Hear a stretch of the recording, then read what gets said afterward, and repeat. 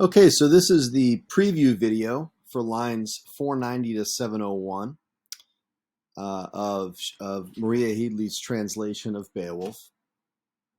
And books like Beowulf and the Odyssey and Paradise Lost, you could argue all classics, but I think particularly poems that are either, classical epic poems or something like Beowulf, which has a lot of epic qualities.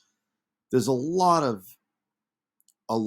segments of these poems that would seem easy to skip over and seem not as relevant as the central conflicts and battles and the sort of larger apocalyptic events. And I just keep harping on this with my students, and I would just suggest that in the hands of texts like these, don't skim anything. So here we have a sort of a pre-game situation. We have Beowulf and the Geats having had landed in a foreign land to sort of save the day and to do what the Danes, Hrothgar's men, couldn't do, protect themselves against Grendel. So before the big battle that we see coming between Beowulf and Grendel, there's a feast, there's a bunch of people sort of talking, and that's what we're sort of dealing with now. I would start this class with a poem, and the poem would be Richard Eberhardt's The Fury of Aerial Bombardment.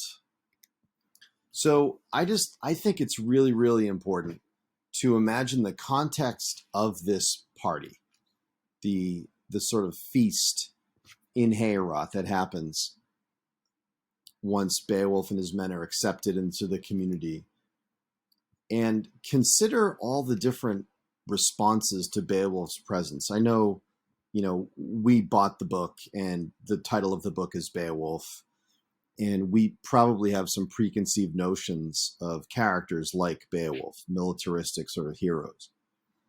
But imagine being a man, one of Hrothgar's men. How would you feel?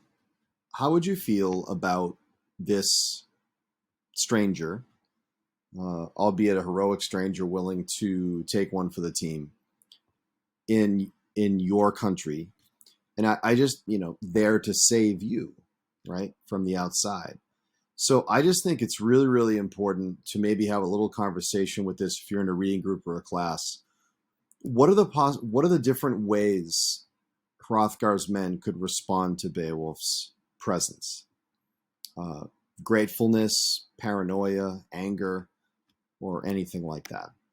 Okay, so almost right away, in line 490 in this translation, we see one of the responses we should see coming. One of Hrothgar's right-hand men, we know that because he's at Hrothgar's feet. He's in close proximity to the king. His name is Unferth. And this name, I've been reading about this. This name has been presumed to mean unpeace or mar peace, the ruining of peace. So in other words, this guy's a troublemaker. There are other scholars, I believe his name's Fred Robinson, who believes that the name also could mean unintelligent, sort of connected to like a court jester situation. I don't know how I feel about that. There's a lot written about Unferth and what his name means. What is interesting is that the word Unferth is what's called a hapax legomenon, which is the Greek word for something that's said only once. So in the history of all of Anglo-Saxon poetry for centuries and centuries, this is the only instance where the name Unferth is used. So if you want to impress people at the next school event or cocktail party, hapax legomenon is definitely the word for you.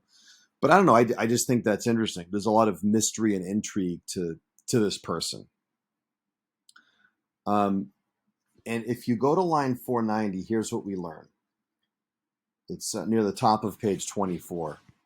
A banquet bench was brought, an empty one, so every Geat could sit beside his brothers, and there they dined in splendor. At their shoulders stood a server, and he held a jeweled ewer filled with mead, sweet for singing, a shope sang. So here we're getting the mood of the room, right? It's a party atmosphere. And all the way, what we learn is that Unferth has a glorious history, but Beowulf is going to bring some other elements of who Unferth is to sort of a public light. So if you go to line from 503 to 527, we get Unferth's speech. I'm not going to read all of it, but you can tell even in Headley's translation in his tone that Unferth takes the sort of angry response to this outsider coming to save the day. And Unferth evidently has done his research. Unferth says in 503, "Bro, do you happen to be the Beowulf who challenged Breca in the open ocean, insisting you should swim in shark seas for no reason but to prove your petty prowess?" So Unferth accuses Beowulf of competing and fighting for the sake of competing and fighting, needlessly risking his life. And in light of the circumstances in Hrothgar's kingdom, that's sort of an issue. And he says at the end that no one, at the end of this speech, 526, no one has ever lasted a night clasped in Grendel's arms. So Unferth is a stock villain. He's sort of an obvious villain in a lot of ways. And I just encourage you to think of what it would be like being Unferth, having a somewhat heroic resume and having this outsider show up. And maybe there's another way to look at him. Now, after Unferth accuses Beowulf of needlessly fighting, of losing a sea battle with Breca, and of having no chance at all of competing with Grendel, imagine, again, this segment of the reading, I'm asking you to predict things. Imagine what Beowulf's response would be. Now, Beowulf is in a foreign land talking to a really important person in that land. So that's important to keep in mind. But imagine all the different things and different strategies he could employ here. So from 528 to 605, if you want to write in the margins, this is Beowulf's response to Unferth. And there's 4 key pieces of it. And I'm not going to go over all of them, but I'd like to see if you could discover what the 4 key pieces are. And I'll just tell you, line 1 is the first one. Actually, buddy, sit down, you're drunk. So he accuses Unferth of having, the equivalent of beer muscles, right? You're acting all tough because you've had a few drinks. And he then defends himself in Unferth's accusations about needlessly fighting. And there's a really weird, and it's more subtle in Headley, it's more clear in translations like Chickering and Heaney. If you go to 537 near the top of page 26, he says, "Hold up, I forgot, you've got no brothers left." Unferth is actually accused of killing his brothers. And if you're a good reader, you don't have to know what this means, but you should have some questions right now. You should notice that the villain that's haunting Heorot is connected to Cain, who's the first brother killer. This guy. And Unferth is accused of that and doesn't deny it. So think of all the questions that should come up for you at this point. I'll give you one of them, and that one is, why is Unferth allowed to stay there? Fratricide, killing your sibling, that seems like a deal breaker in this world. So pay attention to these lines. They're, again, a part of Beowulf's character that has to do with his verbal skill and his rhetorical skill, like him with the Coast Guard and him with Hrothgar, and not to do yet with his martial skill, his strength. And then something that's really, really interesting, we get the response. I'll go to the very top of page 29 on line 610. It says, he got the party started loud and lordly, and the hall welled up and overran with laughter.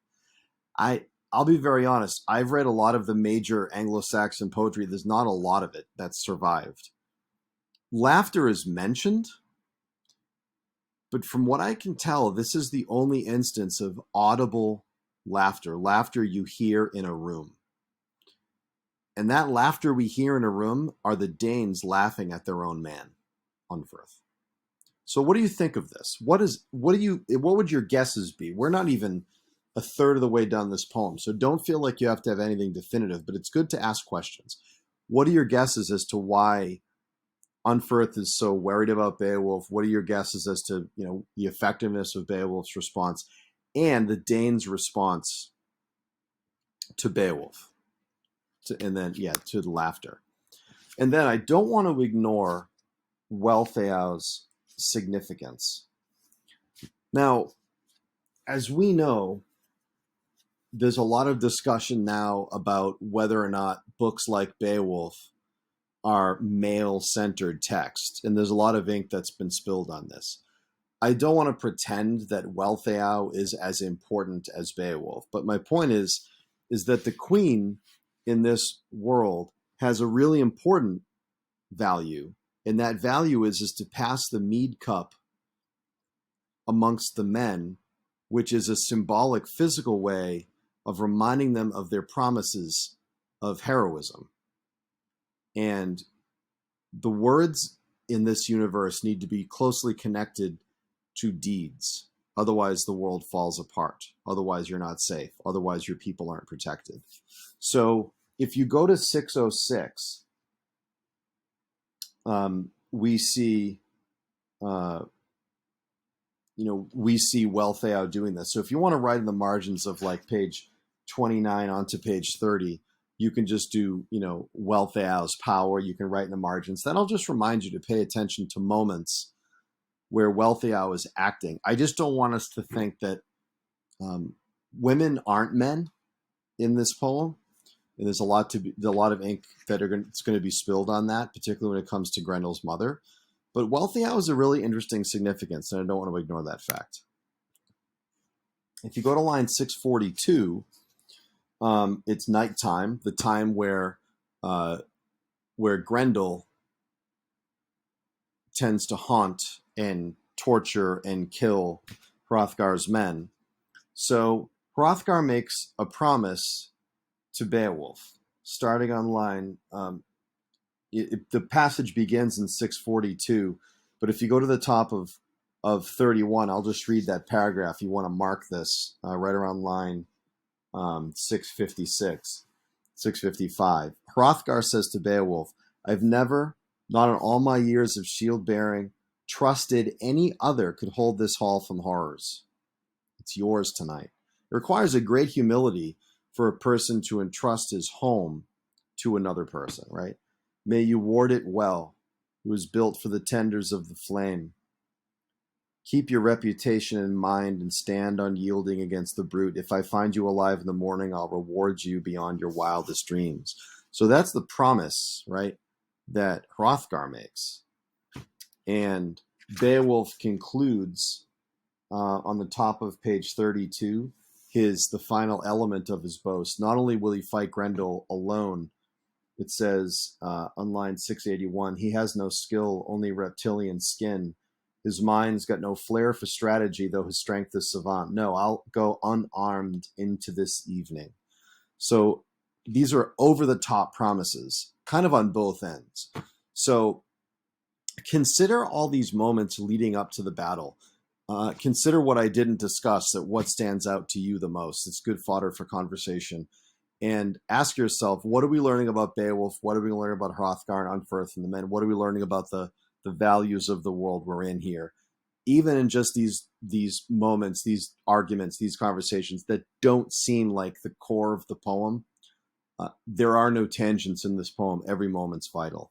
So I hope this helps you.